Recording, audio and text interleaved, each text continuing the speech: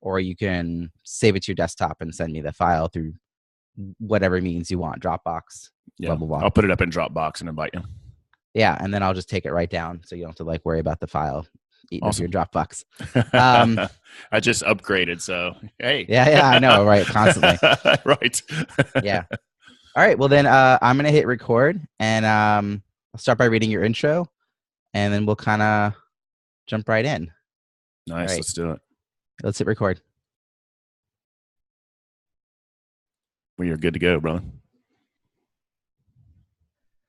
Today's guest's mission in life is to empower individuals, leaders, and entrepreneurs to rediscover their brilliance, achieve meaning, balance, and true happiness in life without compromising their financial success.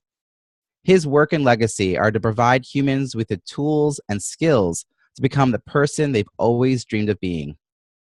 For 20 years, he achieved financial success and business notoriety as a large firm financial consultant, but was unfulfilled and had lost hope because he felt trapped in a lucrative career, forced to make decisions out of fear instead of goodness.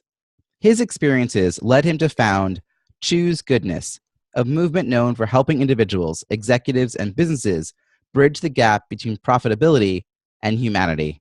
Please join me in welcoming Tommy Breedlove. Hey, Robbie. Hey, everybody. Beautiful day here. Cold day in Atlanta. I'm happy to be here. Awesome. Tommy, thank you so much for joining me from your office in Atlanta. I just want to dive right in. It's a podcast about leadership and networking. So let's just start off. Like, how would you define leadership? And when did you realize you had the skills to lead? So I'll start with the second question. When I was actually the president of my high school band, it was a position that you were elected to. And this was maybe the harshest criticism I've ever received as a human being. And it didn't hit me at the time, but it hit me like 20 years later. My band director looked me in the eyes and he says, "You're a great leader, Tommy. Hitler was a great leader." I was like, oh my God. And what he was meaning is that I was leading people down the wrong path. I was leading them not from a place of, I was leading them in the cool guy, I got to be cool, that whole high school insecurity thing. So I guess I started realizing that I was a leader when I started getting elected to all of these leadership positions in high school and then ultimately in college. And it wasn't something that, I guess it came natural, and I'm not sure why. Maybe it's one of those God-given talents that was given to me. But the truth of the matter is, for 36 years of my life, I was the leader who led with the iron will, the fear that I'm going to be tougher than you, I'm going to be smarter than you, never ask for help, that type of leadership. And that led to me into a lot of deep, dark places, even as a partner in a large financial consulting firm. And at age 36, I had this, we'll call it spiritual awakening or transformation. Some people call it just totally screwing up, hitting rock bottom. We'll be cool about it. But then I totally shifted to a place of compassion, abundance, empathy, really empowering employees, clients, myself, and just really being more of a servant leader. So someone who empowers people, someone who listens to people, someone who is compassionate, sometimes have to set forceful, compassionate boundaries, but you set the example, you walk the walk, you talk the talk, and you lead by example, and you lead from a place of compassion, courage, and goodness. And so that's what I define leadership as being. So this is really cool because you've seen both sides of this sort of extremes of what leadership, because people do, the first way you're describing leadership is still under the word leadership. People see that and think that's leadership, the strong direction, very directive, very forceful, assertive, and not always effective. Right. Because people then respond by doing out of fear, and their own brilliance doesn't come forward because they're afraid to even share that part of themselves. And it seems like now you're on the other side of this, where you have humility, and suddenly the world's more abundant because you're inviting other people in, right? I mean, completely. It was so interesting. I had gotten so far, and I was wearing all these I was a junior partner in a very large Southeastern financial consulting firm, and wearing all these masks as a leader, the guy that would never ask for help, who turns the lights off last wins, making some of my international staff work 24 hours. And I'm not kidding on that. They had to literally work a 24-hour day. And what example was I setting? I was was saying certain things but acting in certain other ways. It was definitely a insecure, fear-based mentality because, like you said, Robbie, I didn't want to show them the real me. I was scared of what if I took down all these masks? Would they not promote me? Would I not become a senior partner? Would they not really like who I was? But when I got past all that nonsense and really found who Tommy was as a leader, who Tommy was as a human, and who Tommy was as a man and a junior partner of the firm, the most amazing thing happened. This is no truth. Within 3 years, I went from junior partner to senior equity partner to international practice leader and was eventually elected to the board of directors for this large firm where most people were 60 years old at 39 years old. And so just by doing the right things and coming from a place of compassion, courage, being present in conversations and leading by example and treating people how I wanted to be treated, the firm prospered, the people prospered, I prospered both internally and financially. And so I really have lived both sides. Yeah. Unfortunately, I've only lived 7 years on this side, so I've got a long way to go to make up for that first 36 years. Yeah, but it's a work in process, brother. I love it because your 36 years though counted like how you were in the playground. So I think we can forgive some of that. Right. Yeah, I mean, it was probably only a decade or so of actually being in the workforce. But what was your inspiration? Was there a person that? So a lot of times we see leadership in other people, and then we want to emulate it for good or bad. Was there somebody who was showing you that this is another path? No, the transparent, honest answer to that is I was living the Mad Men, Wolf of Wall Street lifestyle. I mean, I put so much emphasis on things and watches and money and titles and prestige. And candidly, the industry I was in and the people I associated with, that whole like attracts like thing, I truly believe in that stuff. I mean, I was attracting the same, mentors, friends, coaches, the locker room, clubhouse, fraternity mentality. And so I really I did have a really good leader 10 years before that at a German firm that passed away very young. And so he might have been an inspiration, but for me, it was really about literally having that aha, oh my God moment. I need to change because whatever this is, it's just not working. I can't be scared, insecure, and feel unworthy for the rest of my life, which masked itself in horrible, horrible behaviors. And so I just made a decision to change and really went on this emotional, mental, spiritual, physical journey into just being a better man and really investing in myself. So it was really, there was some inspiration in my past. And then all of a sudden, these abundant, worthy-minded mentors and coaches and friends and these people just started manifesting in my life just because they saw me really working hard to truly become the human that I wanted to become. The hardest part is the in-between when you make the decision to change, but the people aren't around you yet to help you through that journey. And yet you did it long enough and hard, you worked at it enough to be seen, right, in this way. So how would you sort of, in a more succinct way, define leadership? Like if I was to tweet it out, how would you say, is leadership today the way you think of it? Leadership today, the way I would think of it, would be compassion, courage, and empathy, but with forceful boundaries. That's what I would say. Ooh. You have to say no and set forceful boundaries. Yeah, right, because you can't be a doormat. No, you have to. You have to know what you stand for and not compromise that ever. Yeah. You cannot compromise your values or integrity for what other people think or society thinks or just think anything out of your value systems. And that takes a lot of courage, by the way. Yeah, and there's a lot of work too to figure out who you are and what boundaries you want. Because I think when you first set boundaries, you are extreme about them, and so there takes a little bit of balance to find that pendulum to swing from one direction to the other and then kind of back towards the middle. Yeah. Completely. And that's, honestly, I spend a significant amount of time with both leaders and entrepreneurs and individuals as well as companies to help them rediscover who they truly are and what they want to stand for and what legacy do they want to leave as humans, leaders, or businesses. And it's a very in-depth, long audit type accountability, courageous step to do. And it doesn't come without bumps in the roads and criticisms. And if I'm a believer and I've lived it. If you're not getting criticized, you're not doing anything, man. So what would you say is most rewarding about the work you're doing today with Choose Goodness? I think the most rewarding is there's a lot of businesses and men. I'd say 9 out of 10 of my clients are men. I also have some other team members on the team that work with other folks and women.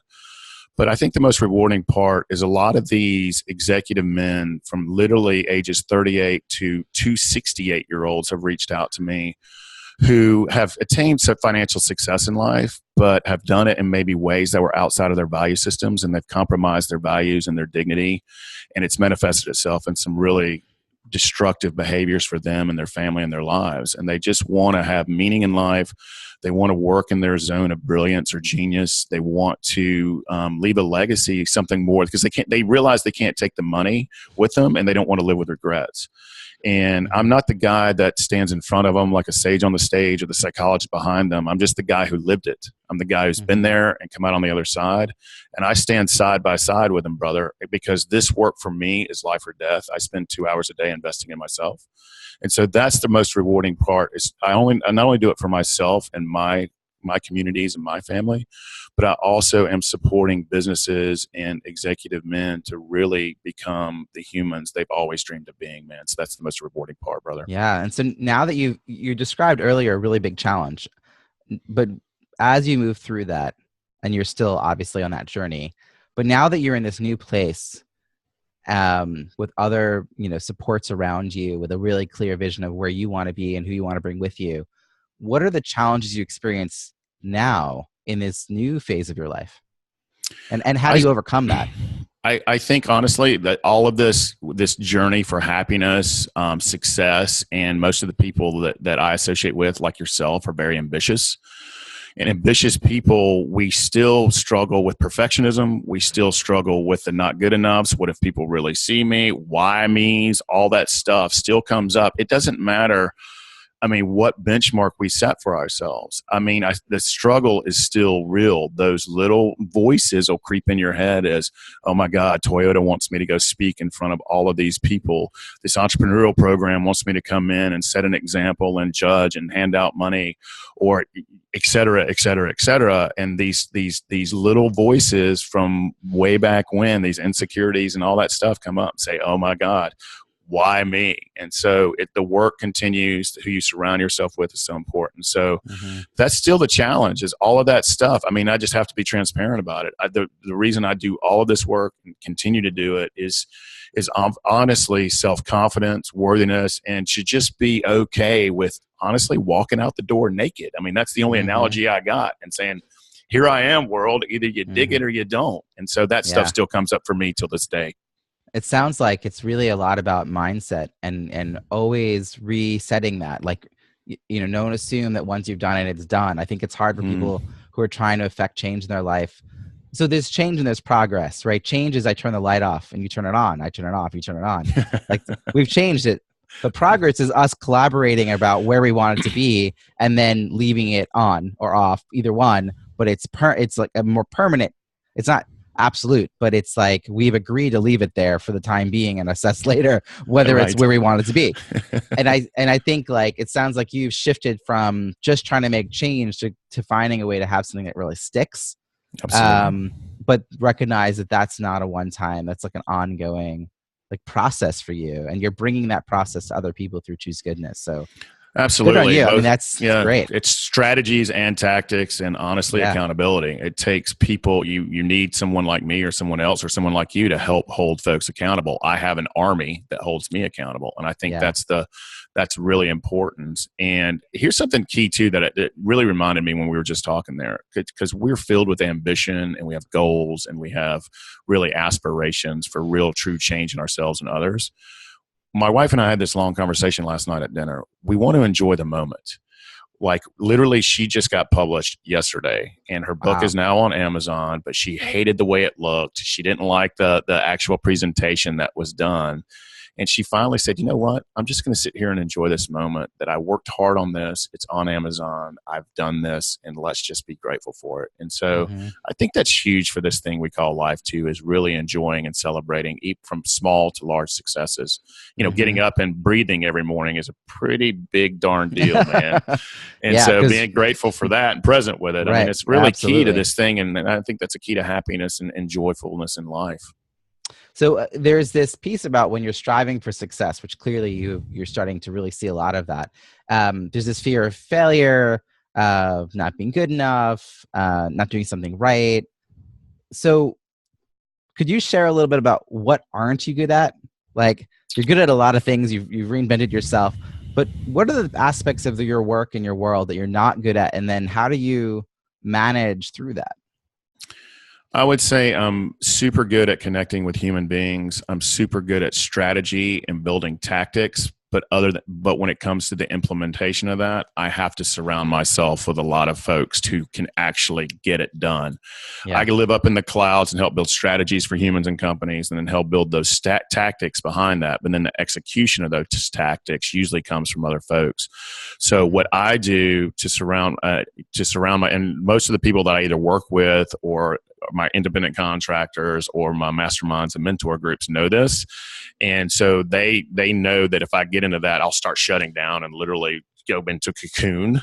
And so I delegate everything. If I'm not good at it, I delegate it. And I would highly recommend, that's something I do for both businesses and people do, is help them really, and that goes to your zone of genius. You need to focus on what you're super good at and only do that, and surround yourself with others to help you accomplish whatever goal and mission you have. And so I delegate everything, brother. And so that's the only, otherwise if I do it, it's going to be crappy. So, well, and I also know you sound like so many other entrepreneurs who are the bottleneck in their business. Totally. You're the brilliance behind it, but if it's up to you to execute it, there's a challenge there because you have so much going on, and surrounding yourself with a good team. It sounds like you've done that. I think something's important though, Robbie. Yeah. And forgive me, I didn't mean to cut you off there, but there's also, this is super important, I think, to fulfillment and happiness in life. I spent literally 20 years in large financial consultings. We've done hundreds of mergers and acquisition deals, financial audits, financial consulting, and I was ridiculously good at that, but I hated it. And so just because you're good at something doesn't mean you need to do it. And, I would walk in out of the elevator and I would literally feel like the weight of the world was on my shoulders and my soul was being sucked out. But just because you're really good at something doesn't mean, and there's a lot, we're probably good at things that were also very bad for other people. Doesn't mean you need to be doing those things. So really finding something that you're good at and you enjoy, I think, is the key to life. So I did want to say that, because just being good at it doesn't mean, or bad at it doesn't mean you should or should not do it. I actually don't like the word should. What it feels like fulfillment too, right? Like, for me, I'm in a position with my business. It's been really, it's been shifting a lot. I launched a bestseller a few months back. And from that, like, now I'm doing more coaching and launching a mastermind. I've done all this great work and I've had some really good feedback. It's like, yes, you want to find your ideal client who can, you can help them. They want the help. They'll do the work. They're willing to pay for it, but that it's actually fulfilling to you. Totally. So I've realized that some of the clients I could have worked with over the last 6 months need the work, would probably do the work, but I would feel drained working with that particular kind of client.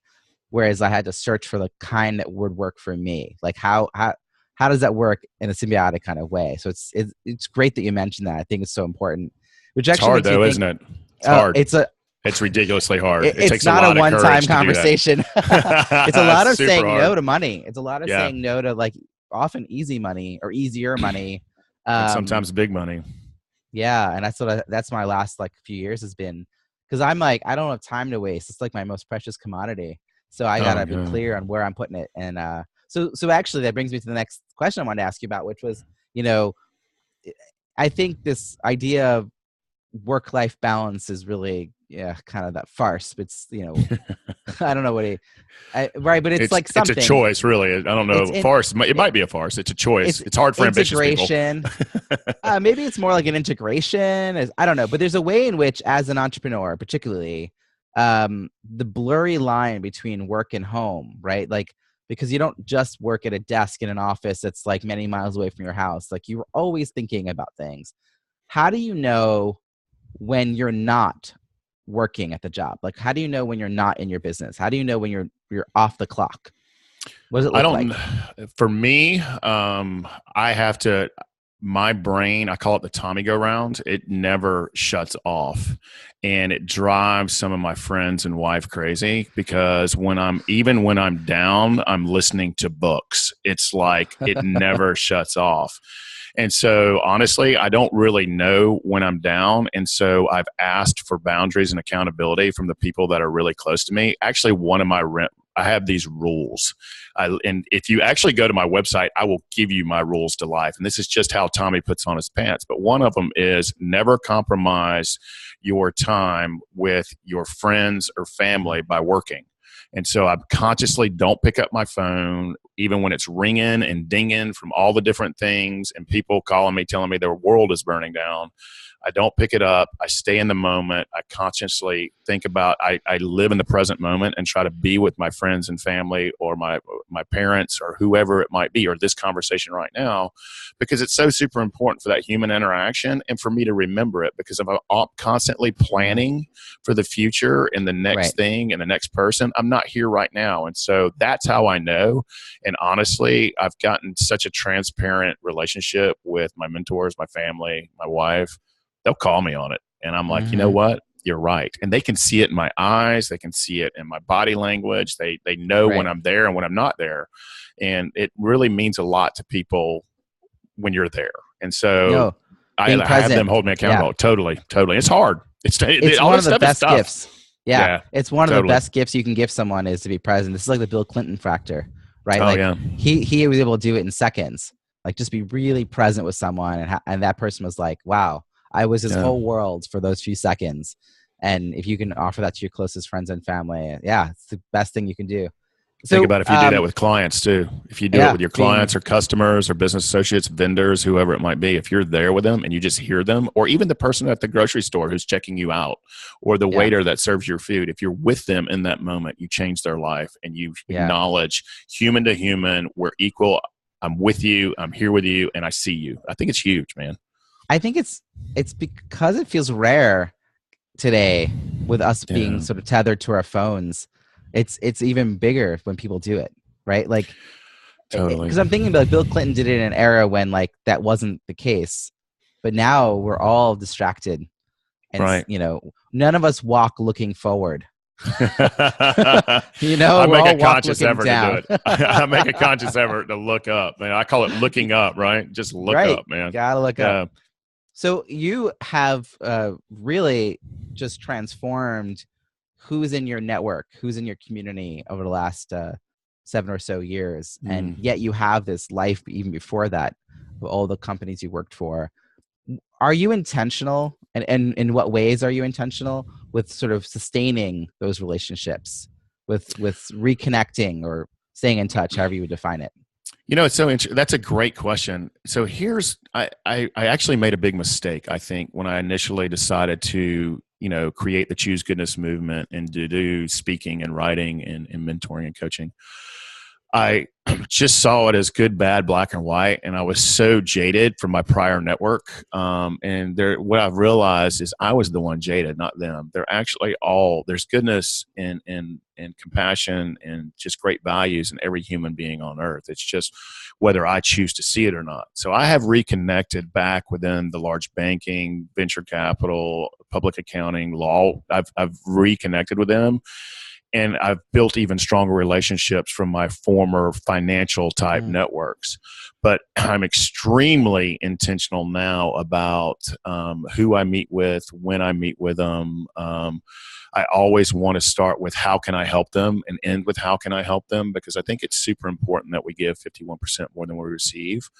But I also I think you brought up this point when we were talking kind of offline. I love surrounding myself with people who challenge me, from artists to musicians to writers to people with completely different social, religious, and cultural ideas from me, because I always learn from them. And I do a really good job of trying, okay, where are they coming from and what can I learn from that? And I think that's really helped me in business and life as well. So I'm curious, because you mentioned that, and I do think about this question a lot, about like how do we actually have a diverse network? And it has to be thoughtful, because there's a default. You said it earlier, like things to like. I mean, if we don't make the effort, we end up surrounding ourselves with people who have a very similar experience in the world, similar experience with education, career, aspirations, worldview, the whole bit. And it's intentional then to shift from that.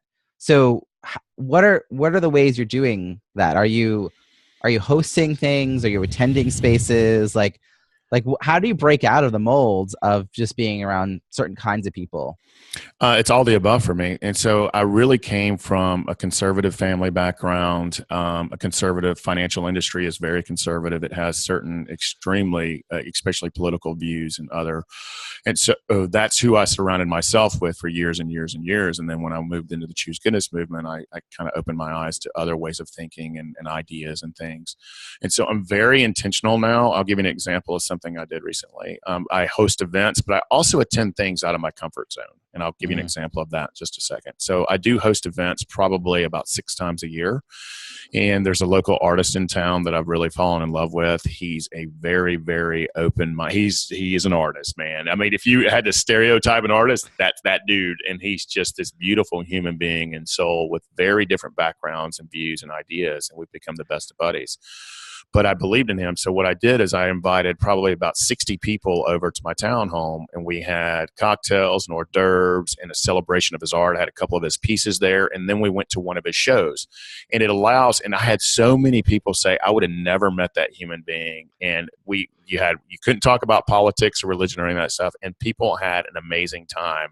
And I promise you, if they met on social media or in the noise of the world, they would have never spoken and probably hated each other. But because they were in that environment, they were together, they made eye-to-eye contact and saw each other as humans. It ended up being beautiful. So that I do it. So then I always, when I meet people, ask for other introductions. There's somebody else I just need to meet as a human, not necessarily that'll help me in business or life, just as a human. Do I need to know this? And I think me and the network that I surround myself with do that. Another thing that I do, I'm actually involved with a mastermind group.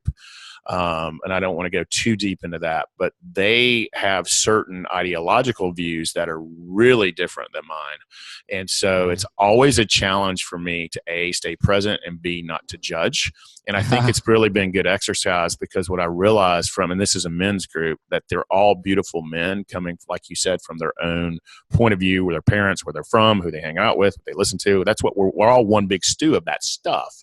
Yeah. And what I've brought to them is maybe a different perspective, especially on presence, mindfulness, other ways of thinking, because of my travels. And I think they've really gotten a lot out of me and me out of them. And I think it's so far been a really productive thing. And that's out of my comfort zone.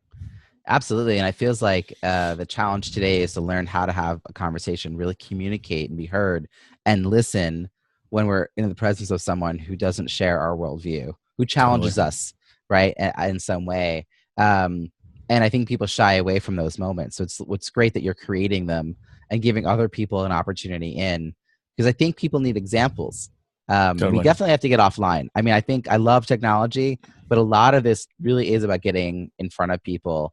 So as far as your actual network, though, do you have any kind of systems for keeping track of who you've spoken with recently, who you haven't in a while? Is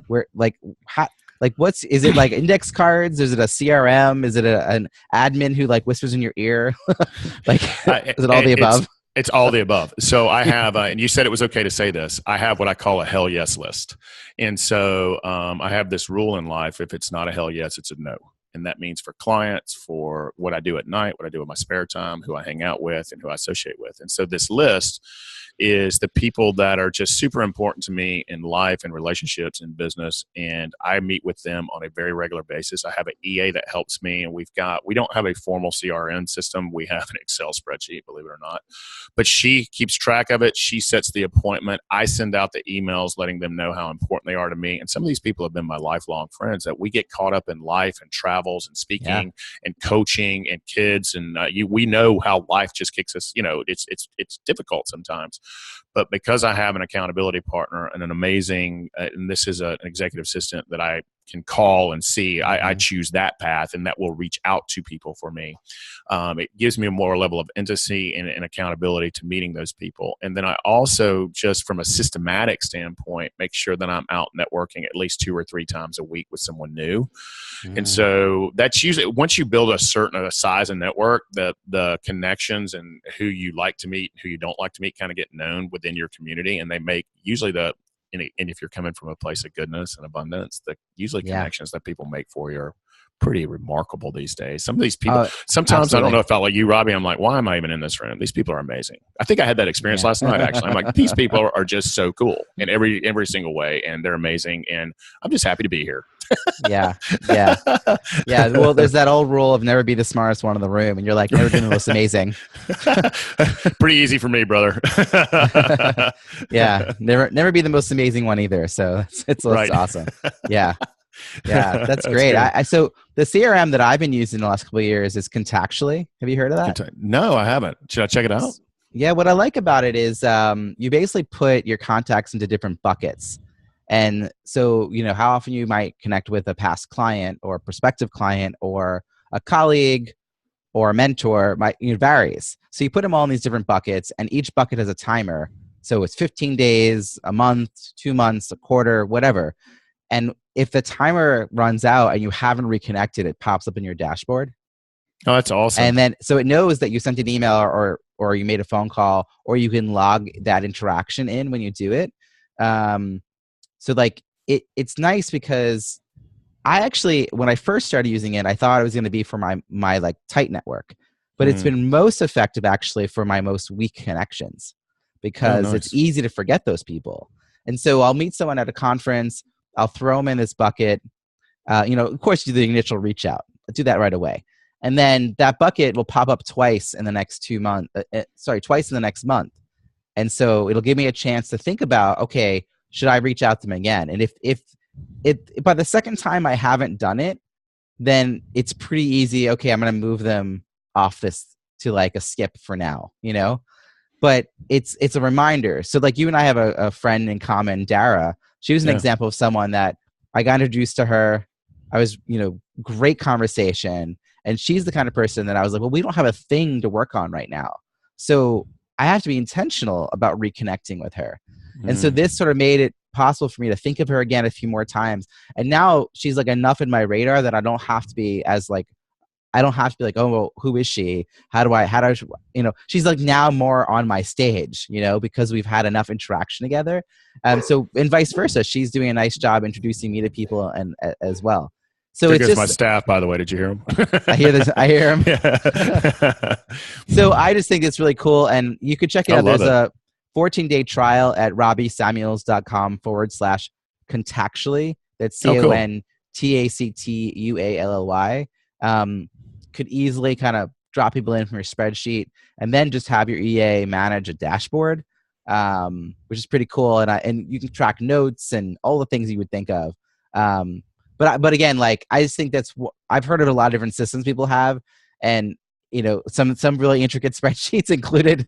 Oh wow! But even old-fashioned stacks of business cards, like that you just kind of rotate, would also work. It's just about making sure you're intentional about actually making those connections. But I love happen. that. I mean, that software sounds amazing. It sounds like it would simplify. Yeah. And I don't know if you're like me, you go to these conferences, or you do a speaking gig, or you're in these companies, you get millions of business cards, and you meet these amazing people that you do want to follow up with, that you do want to keep in touch with, just either at the human or the professional level. And it can get overwhelming sometimes. And so being able to manage that, I love that. I'm going to go check it out. Honestly. Yeah, it's going to be great. Well, one of the things I always offer people, because I'm an affiliate, is if you go through that link and you sign up and you want some help thinking about how to set up your buckets and create a system around it, I'm happy to chat with you and or EA and just sort of think it through. Because I've been tweaking it and playing with it, and have my clients playing with it now for a few years. And I think at first you can get overwhelmed and make 20 buckets. No, you can't do that. You know what I mean? Like you can't manage. It's like too much. Yeah. The system becomes a system. Yeah. It's like I need an assistant just to manage the system. Right. Yeah.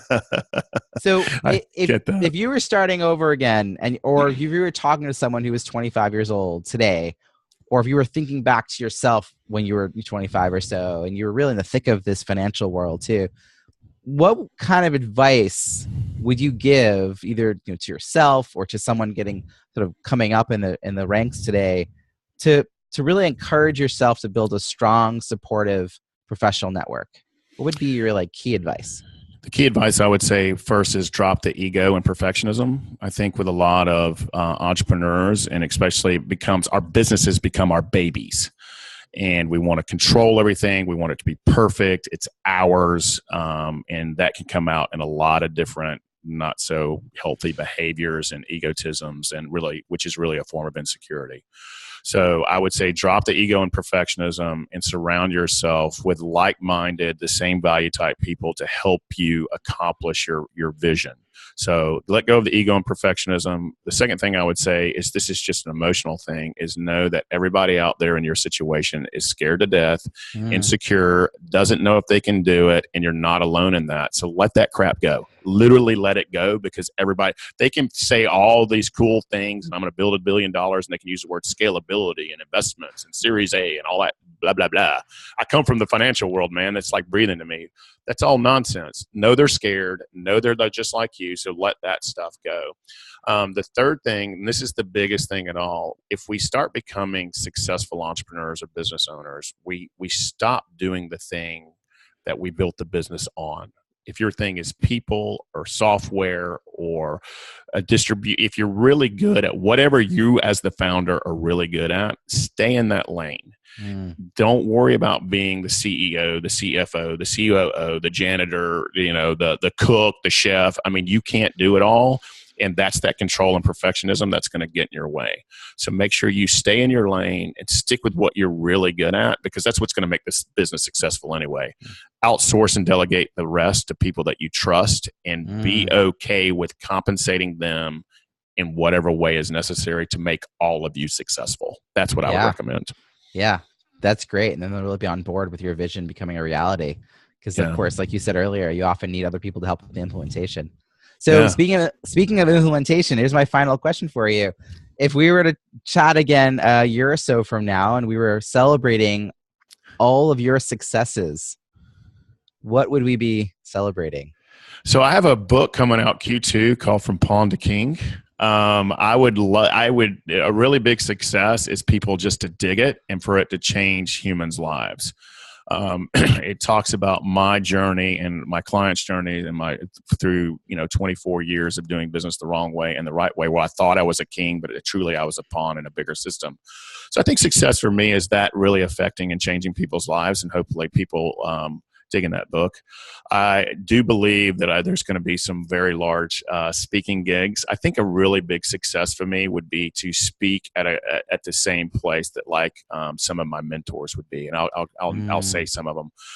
Brene Brown, I'm just a massive fan of hers. A Lewis Howes or a Tim Ferriss type person. I would love to be on the same stage and speaking with them, coming from my perspective, but also being able to meet them and give them a hug, because they've meant so much to me in my life, especially Brene Brown. That woman, she hits me hard, brother. Yeah. Well, that's great. Her, man. So how can people find you and follow your work? Absolutely. You can reach me directly at TommyBreedlove.com. There's a place on the website that you can go to, and there's a meet Tommy or have we can have a 15 to 30 minute discussion on just you. I'd love to meet you and know who you are. And if you do that, you get guides to my personal plan of how I actually live my life. People really seem to dig that thing. And so it's really cool. And there's also some steps to achieving meaning and books that really mean a lot to me that I give out. Or you can just email me directly at Tommy@TommyBreedlove.com. So either one of those ways, if you want the free stuff, there's that there for you. Or if you just want to reach me directly, reach out and let's say hello at Tommy@TommyBreedlove.com.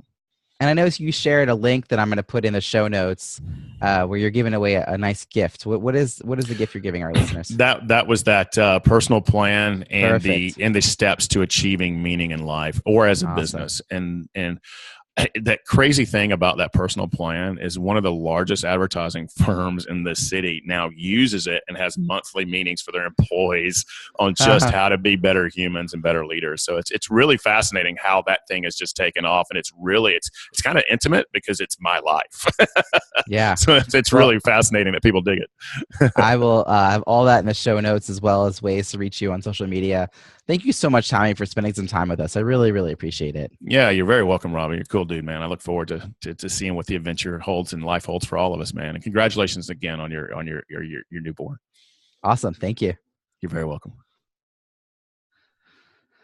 So you can hit record end or end recording. Thank you so much.